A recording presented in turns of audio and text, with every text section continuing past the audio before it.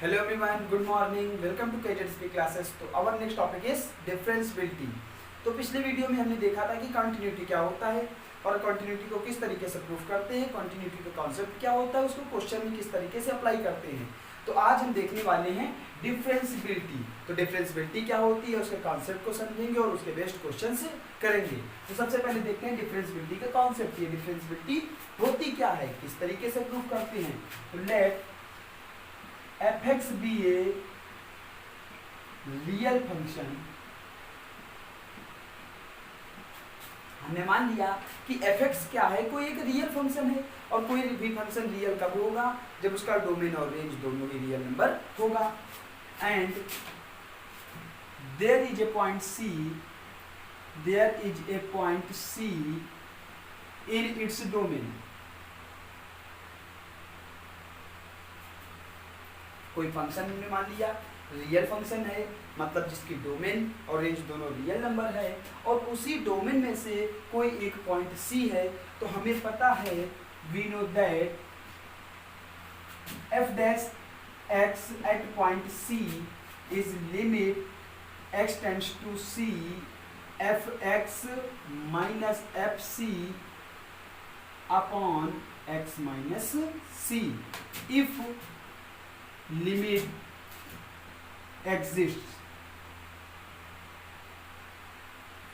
देखिए, अगर limit exist कर रही है, मतलब अगर ये लिमिट लग रही है, ये लिमिट कंसेप्ट लिमिट क्लियर है। लिमिट क्लियर होने का मतलब क्या है कि लिमिट यहाँ पर अप्लाई हो रही है। तो किसी भी फंक्शन fx का किसी पॉइंट c पर differentiable f dash x f limit x tends to c fx minus fc upon x minus c के इक्वल होता है। और देखिए, ये लिमिट एग्जिस्ट कब करेगी, जब हम हर क्वेश्चन में करते आए हैं, पहले कॉन्सेप्ट से पढ़ते आए हैं कि जब किसी भी फंक्शन की left hand limit right hand limit के बराबर होगी तो वो फंक्शन की लिमिट एग्जिस्ट करेगी। तो ये फंक्शन की लिमिट एग्जिस्ट अगर कर रही है तो उस फंक्शन का derivative f dash x limit x tends to c fx minus fc upon x minus c होगा। अब हमें देखना है कि ये जो फंक्शन fx है डिफरेंशियबल है कि नहीं है। तो देखिए, कोई भी फंक्शन डिफरेंशियबल कब होगा, जब उस फंक्शन की लेफ्ट हैंड डेरिवेटिव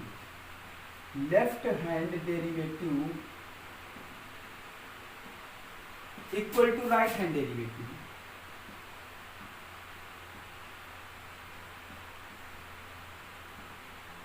अगर किसी फंक्शन का left hand derivative right hand derivative के इक्वल हो जाए तो फंक्शन हमारा डिफरेंशिएबल होता है। जैसे लिमिट में left hand limit right hand limit के इक्वल होती थी, उसी तरीके से डिफरेंशिएशन में या डिफरेंशियबिलिटी में left hand derivative right hand derivative के बराबर होनी चाहिए। तो जैसे देखते हैं, क्या लेफ्ट हैंड डेरिवेटिव अगर हम निकालें तो लिमिट x टेंड्स टू से नेगेटिव हो जाएगा। क्या हो जाएगा, limit x tends to c negative fx minus fc upon x minus c। और we can write limit h tends to 0 f। अब देखिए, x के प्लेस पर क्या हो जाएगा, सिंपल सी बात है, x माइनस c। क्या हो जाएगा, x के प्लेस पर x minus c।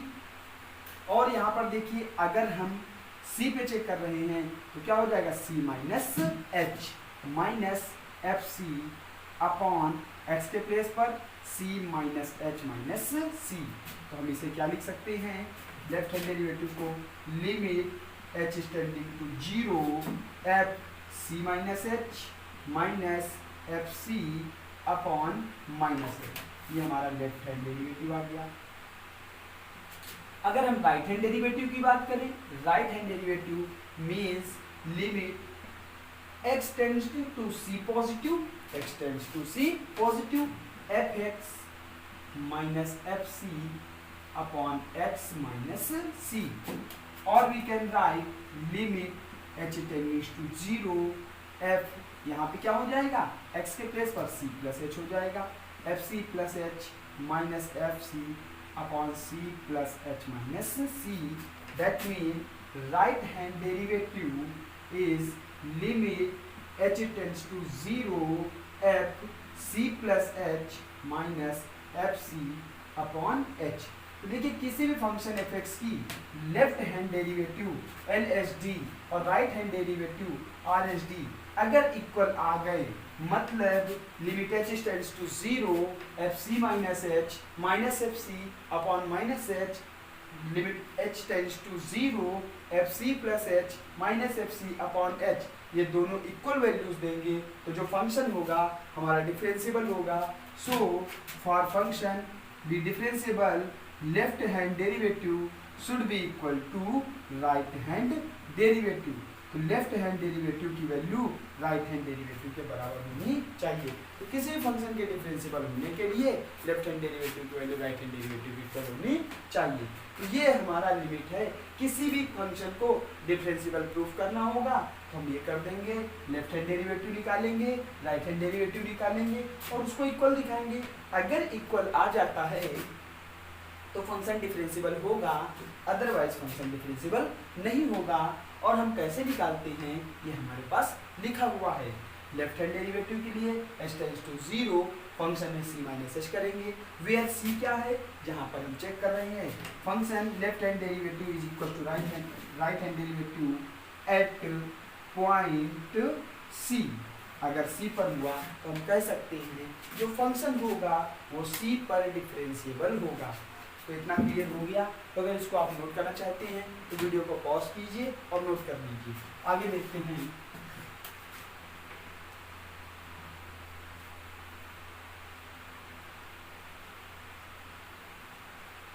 Concept of differentiability. अब हम देखते हैं डिफरेंशिएबिलिटी का कॉन्सेप्ट क्या है।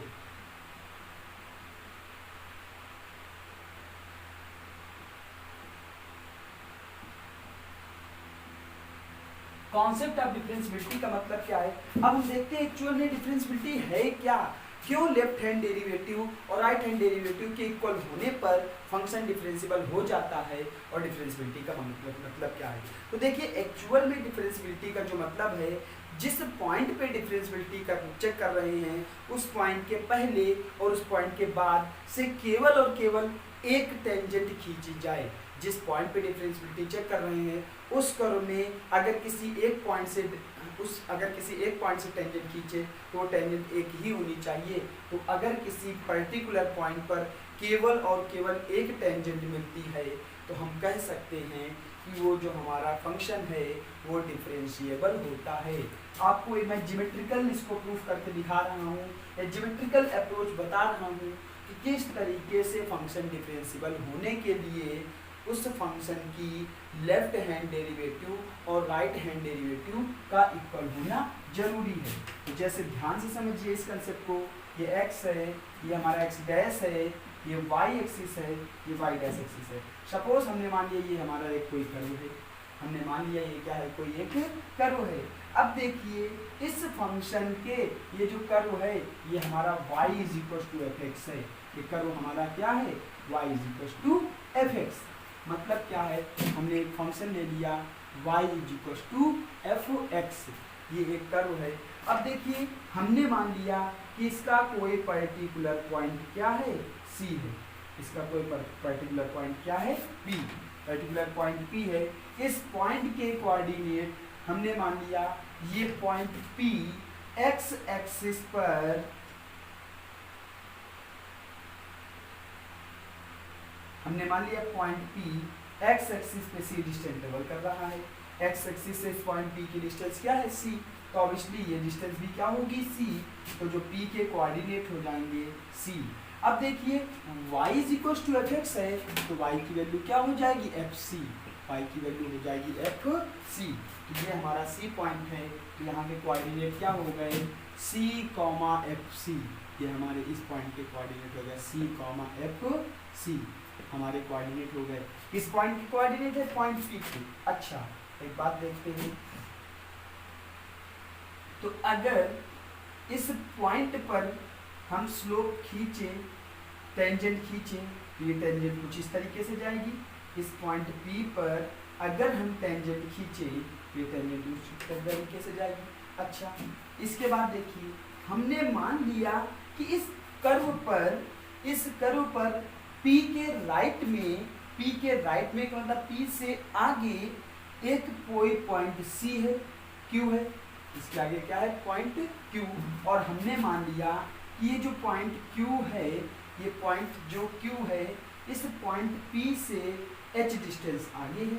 कितनी डिस्टेंस आगे है, h। तो ऑब्वियसली बात है Q के कोऑर्डिनेट क्या हो जाएंगे, x एक्सिस पर c प्लस h।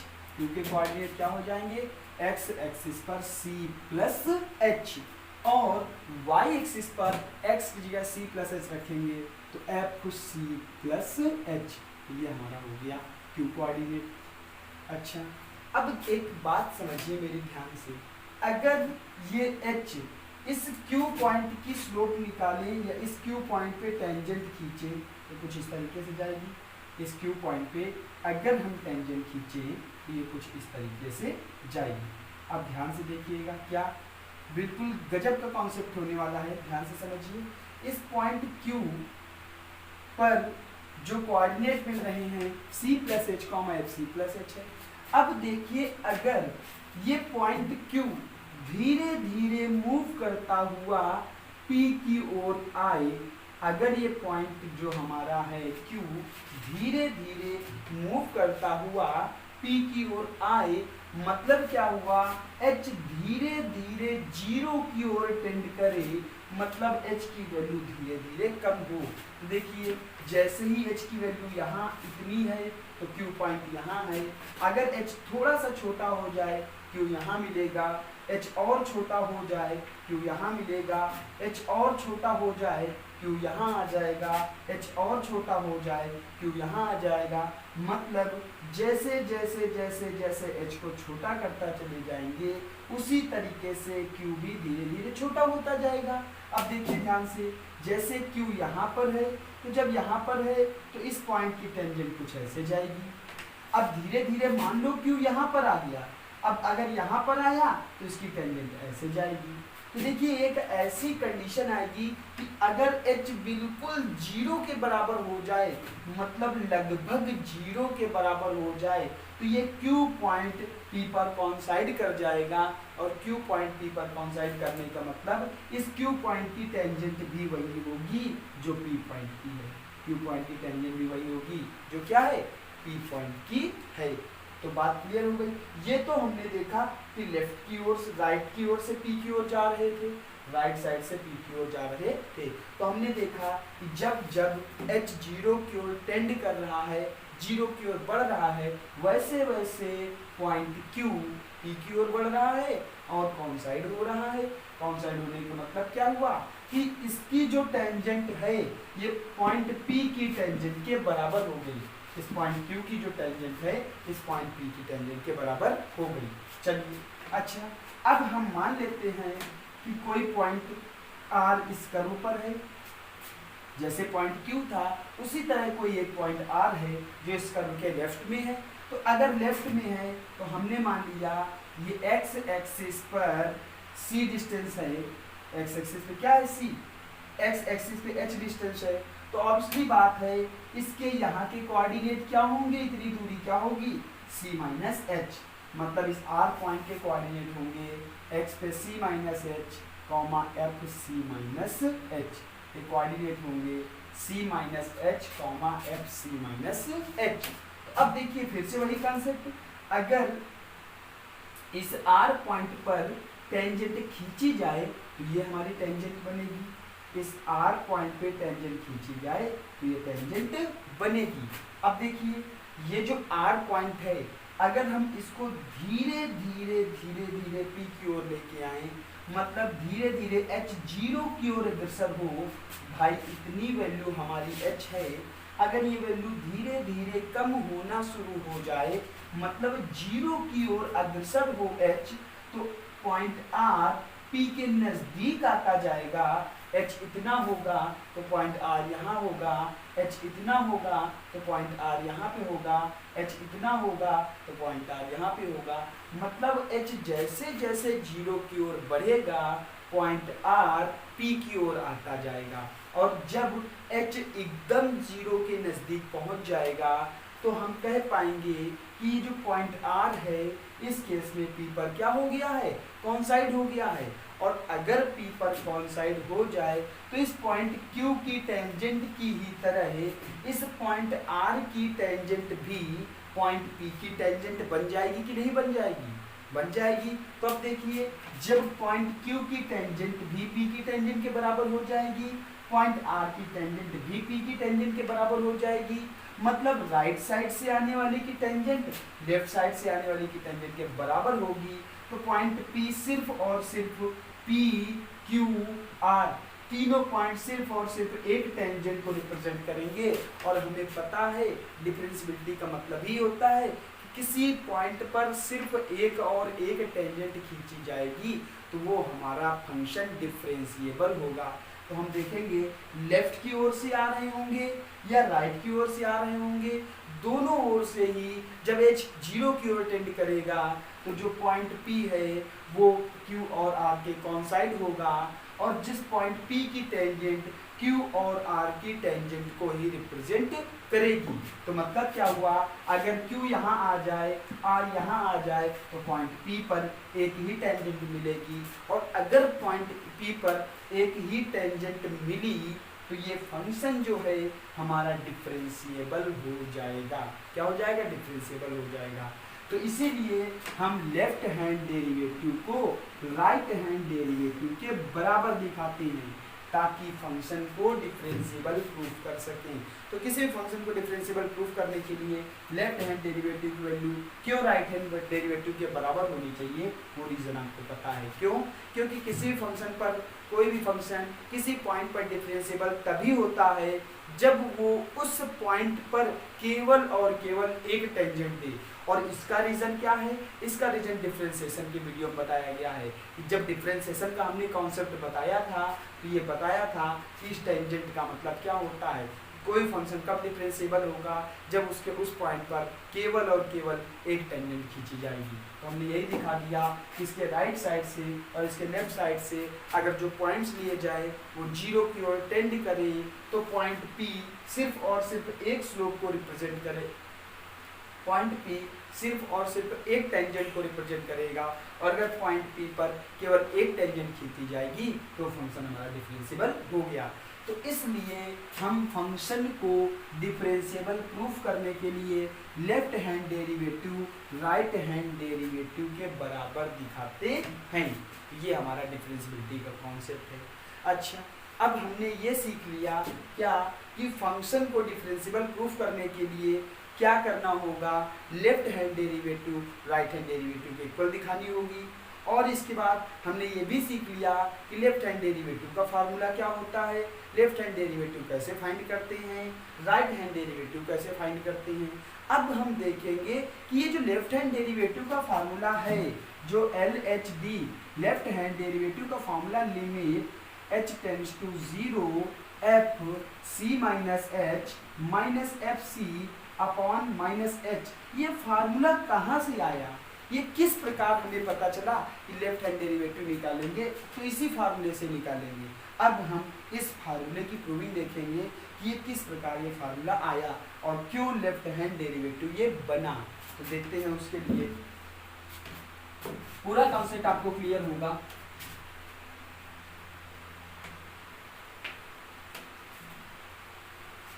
तो उसके लिए देखते हैं क्या, जैसे हमने मान लिया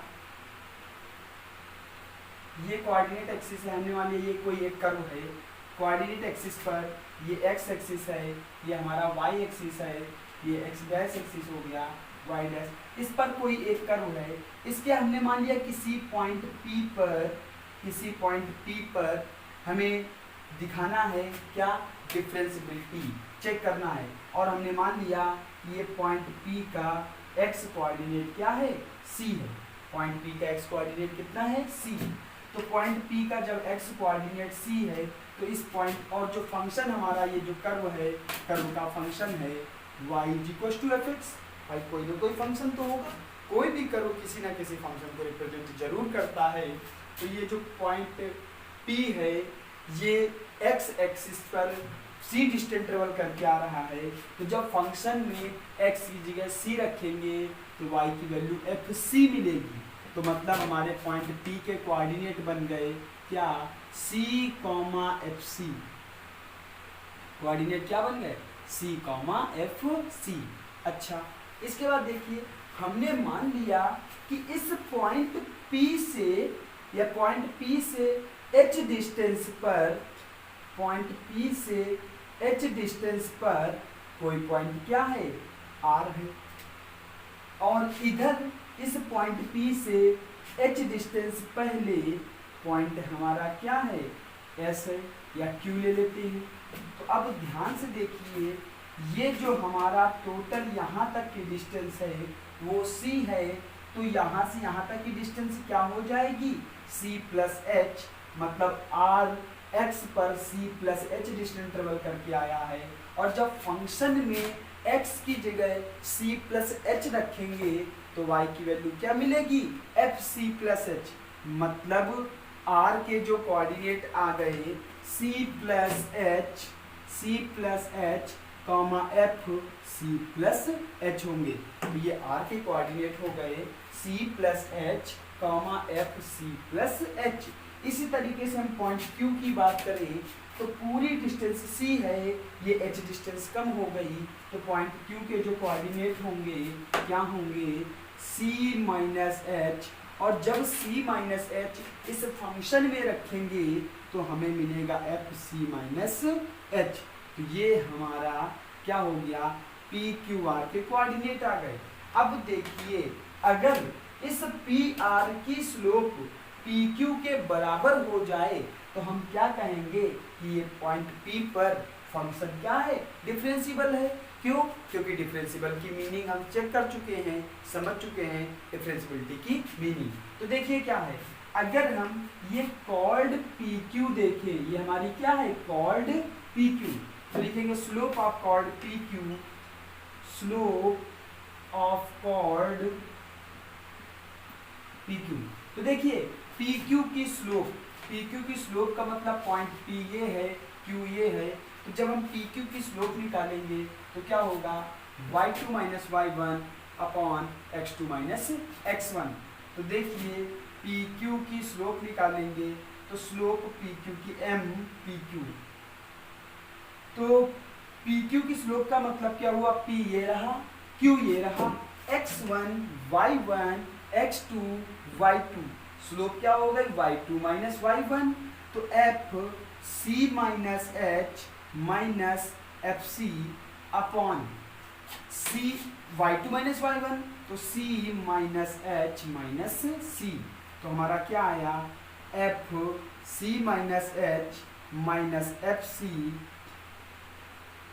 अपॉन माइनस H। अब देखिए ये स्लोप जो है अगर लेफ्ट साइड से आ रही है, ये स्लोप क्या है, लेफ्ट से P की ओर आ रही है, तो अगर इसको हम इस फॉर्म में लिख दें, limit H tends to 0 F C minus H minus FC upon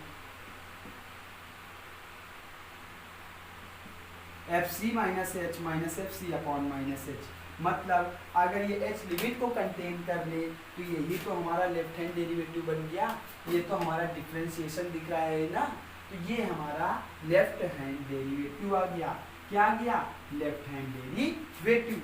अब देखते हैं अगर हम स्लोप निकालें किसकी, PR की, तो लिखेंगे स्लोप ऑफ PR। अगर हम इस PR की स्लोप निकालें, इस पॉइंट की PR की, तो देखिए R के कोऑर्डिनेट हैं C plus H, FC plus H, P, FC, तो जब हम स्लोप ऑफ PR निकालेंगे तो MPR हमारा हो जाएगा क्या, y2 minus y1 F C plus H minus FC upon C plus H minus C, तो ये हमारा कैंसिल हो गया, तो क्या आएगा, FC plus H minus FC upon H, तो ये हमारी स्लोप ऑफ कॉर्ड PR आ गई।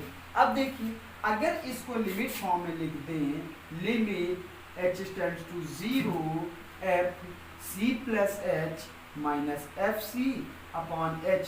तो यही तो हमारी राइट हैंड डेरिवेटिव को रिप्रेजेंट कर रही है। तो देखिए इस प्रकार लेफ्ट हैंड डेरिवेटिव और राइट हैंड डेरिवेटिव का फॉर्मूला मिला।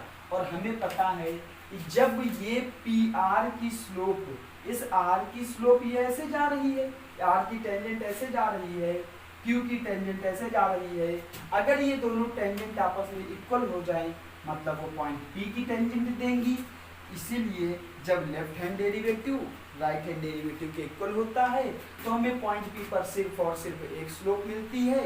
और अगर वो एक स्लोप मिलती है तो हमें पता है डिफरेंशियबिलिटी के कॉन्सेप्ट से कि ये फंक्शन हमारा डिफरेंशिएबल हो जाएगा किस पॉइंट पर, पर्टिकुलर पॉइंट सी पर। तो ये हमारा कॉन्सेप्ट है डिफरेंशियबिलिटी का, किस तरीके से कोई फंक्शन डिफरेंशिएबल होगा और हम उसको क्यों प्रूफ करते हैं और उसका फार्मूला कैसे डिराइव हुआ।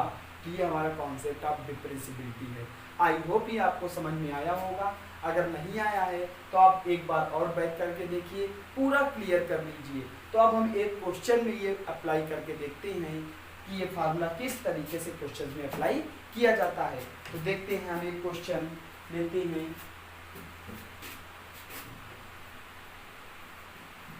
एक क्वेश्चन लेते हैं तो बात क्लियर हो जाएगी।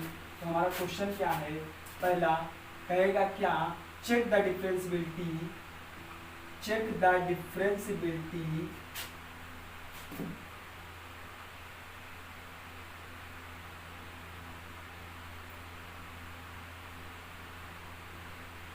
check the differentiability of function,